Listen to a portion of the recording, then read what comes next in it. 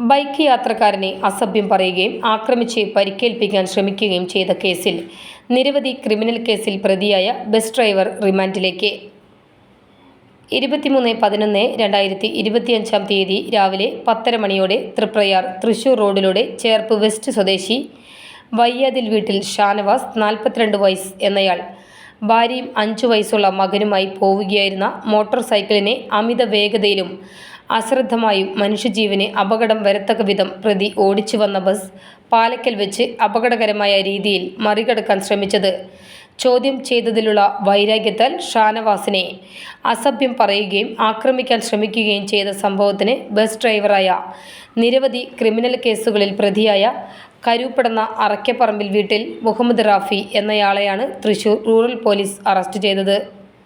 Muhammad Rafi Mathilakam, Irinjalakuda, Kodungallur, Cherpu police സ്റ്റേഷനുകളിലായി യുവതിയെ തട്ടിക്കൊണ്ടുപോയി ലൈംഗികമായി പീഡിപ്പിച്ച ഒരു കേസിലും മനുഷ്യജീവന് അപകടമുണ്ടാക്കുന്ന വിധത്തിൽ അമിത വേഗതയിലും അശ്രദ്ധമായും വാഹനം ഓടിച്ചതിനുള്ള 5 കേസുകളിലുമടക്കം 6 ക്രിമിനൽ കേസുകളിലെ പ്രതിയാണ്.